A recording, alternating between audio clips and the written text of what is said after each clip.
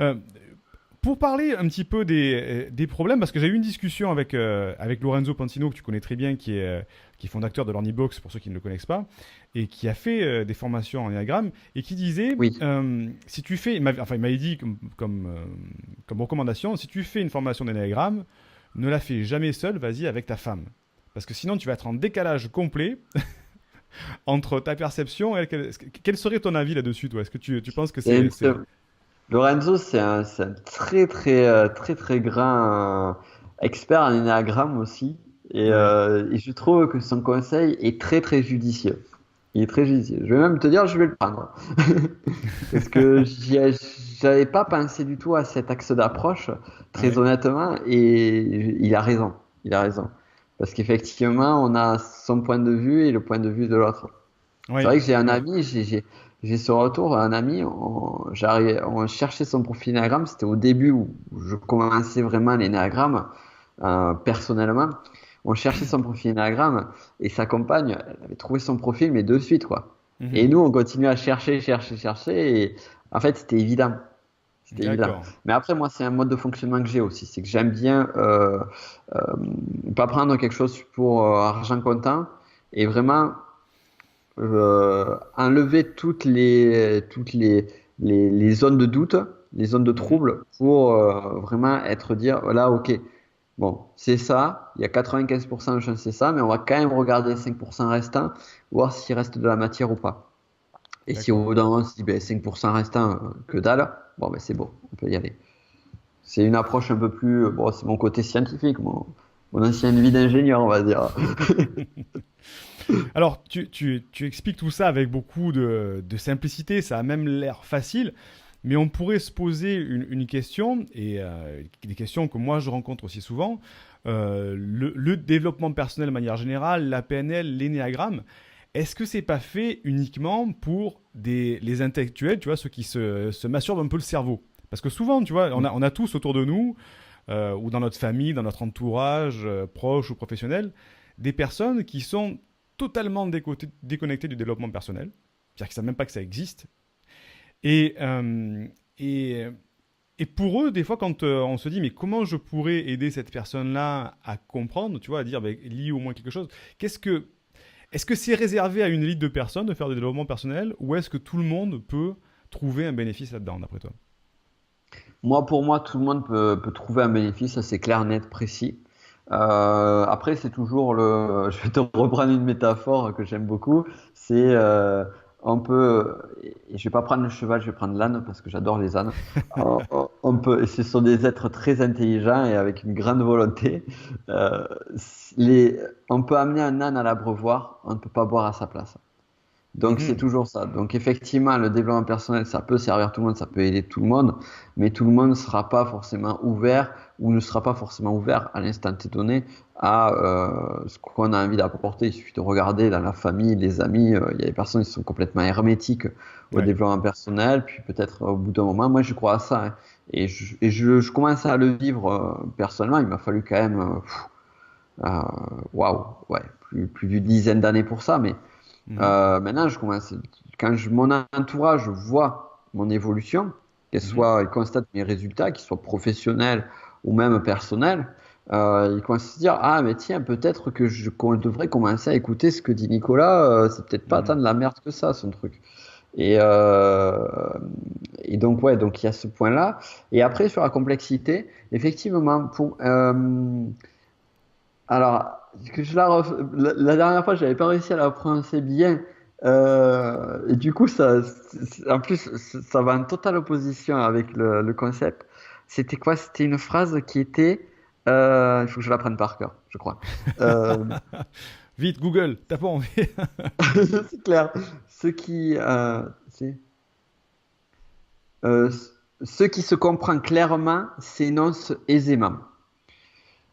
D'accord, ce qui se comprend clairement s'énonce aisément. Oui. Ouais, Un ouais. d'autres termes, bon, c'est un raccourci, mais un d'autre terme, ça veut dire donc tu vois, c'est pour ça que c'est important d'arriver à bien Ouais, le dire, hein, ouais, parce que ouais. j'arrivais pas à l'énoncer aisément la dernière fois. Et en fait, en gros, ça veut dire que, ça, je sais plus où j'avais trouvé ça. dans une autre, je crois que c'était plus d'un, bon bref, on s'en fout. Euh, et en gros, ce que ça veut dire, c'est que pour que quand on a vraiment intégré, assimilé quelque chose, on est capable de le transmettre. Alors, c'est pas forcément vrai parce qu'il faut apprendre la pédagogie, il faut apprendre tout ce travail de sortir un savoir. Mais au regard de ça, je vois certains professionnels qui, et ça me rend fou, qui sont dans une dynamique où en fait, ils surcomplexifient les choses.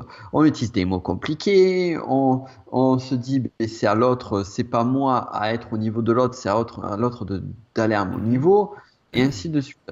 Et finalement, pour moi, c'est un péché d'orgueil. C'est-à-dire, ouais, moi je Mhm. sais, donc démerde-toi, le savoir je l'ai, viens le récupérer. Non, non. Euh, il faut, il est nécessaire à un moment donné d'arriver à rendre les choses les plus accessibles possibles. Et rendre les choses accessibles, ça ne veut pas dire prendre les gens ou ceux qui vont recevoir ce savoir comme pour des gosses qui ne Mhm. comprennent rien. Ça aussi, t'as l'autre versant. C'est, hey, t'as bien compris ce que je t'ai dit. On est acteur de sa vie. Tu comprends?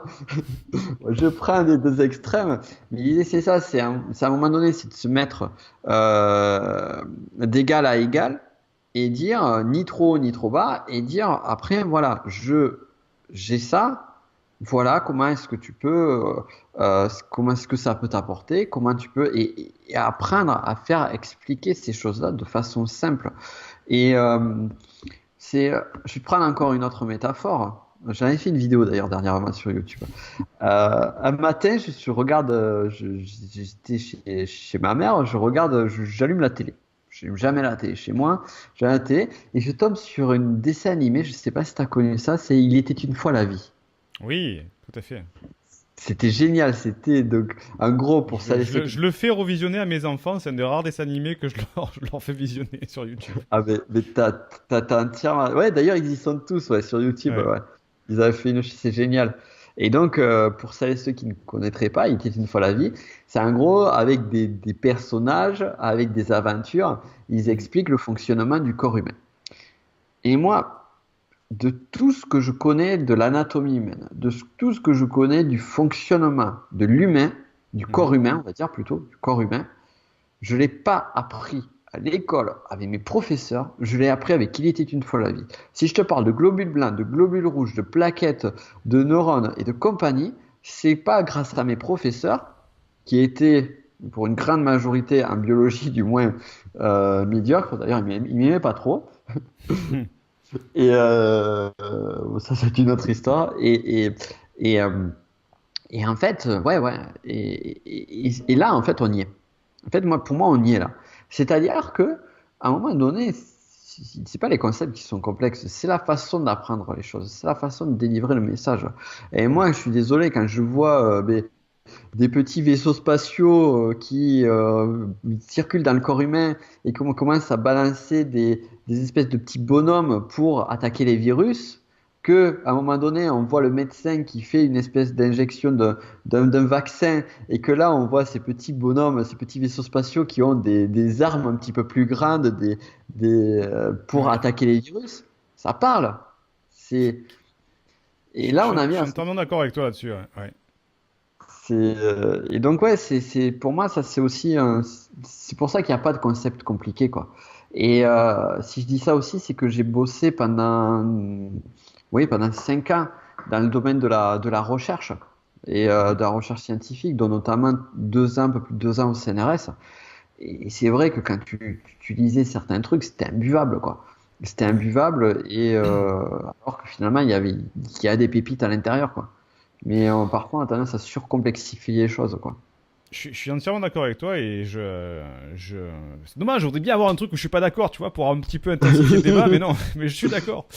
Et ça me fait penser beaucoup, et je suis d'accord avec toi au niveau des formateurs, alors sans citer de nom bien sûr, mais je suis d'accord qu'il y a certaines personnes qui complexifient, comme tu dis, par péché d'orgueil, Ouais, et qui sont pas dans l'empathie avec leurs élèves, justement. c'est ça. Et je trouve que c'est...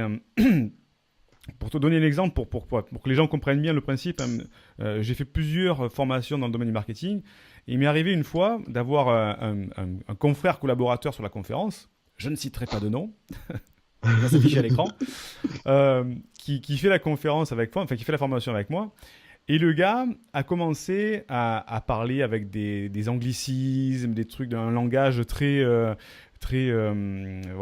complexifié, tout ça. Et les gens se sont pris, et c'est là où je me suis dit, putain, c'est quand même grave quand même. Les biais cognitifs sont graves. Les gens, à la fin, pendant la conférence, étaient en train de se dire, oh putain, lui, c'est un bon, quoi. Lui, Mm. il fait des trucs complexes, tout ça, c'est un bon. Et en fait, sur le bilan de tout ça, quelques semaines après, en fait, tous ceux qui avaient vraiment, enfin, tout ce qu'on avait expliqué tous les deux, et moi que j'avais essayé justement de beaucoup vulgariser, d'être très simple, tout ça, les gens avaient bien mieux appliqué, malgré qu'ils m'aient trouvé sur le coup moins pro que lui dans l'explication, mais dans Mm. la compréhension et dans la mise en pratique, ils avaient rien appliqué par rapport à lui. Et j'avais Mm. trouvé cette expérience très intéressante que le biais cognitif des humains, c'est de se dire que quand quelqu'un a ce langage expert, il est expert, mais après, se poser la question, mais qu'est-ce que vous en retirez après? Qu'est-ce que vous y mettez en C'est ça, pratique? Si, comme tu c'est disais ça. avec les dessins animés, si tu fais des années de lycée, de collège, mais qu'à la fin, en sciences naturelles, tu n'en retiens rien et qu'en fait tu regardes deux dessins animés, tu en retiens plus, peut-être que le dessin animé il fait moins pro, moins expert, mais en tout cas tu as retenu quelque chose et au moins ça t'a appris quelque chose. C'est exactement ça. Et la clé est là. Et ça me fait penser, c'est intéressant, ça me fait penser au discours des politiciens. Justement, on leur Ouais, apprend à pratiquer la langue de bois où on utilise des mots complexes, des phrases complexes pour finalement rien dire, hein.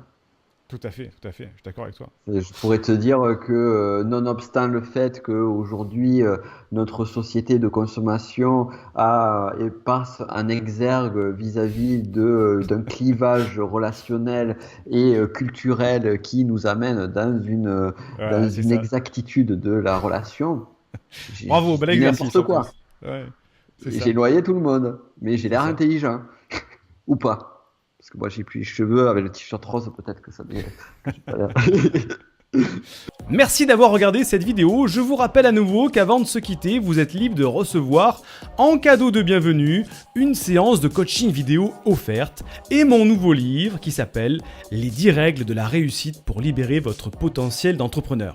Il vous suffit de cliquer sur le i comme info dans la vidéo ou sur le lien dans la description et je vous dis à très vite pour la prochaine vidéo. N'oubliez pas de liker la vidéo ou pas, de laisser un petit commentaire parce que oui, je les lis tous et aussi de partager la vidéo à une personne qui pourrait en avoir besoin. Et je vous dis à très bientôt sur une prochaine vidéo que vous pouvez dès à présent regarder sur cette chaîne YouTube. À très vite.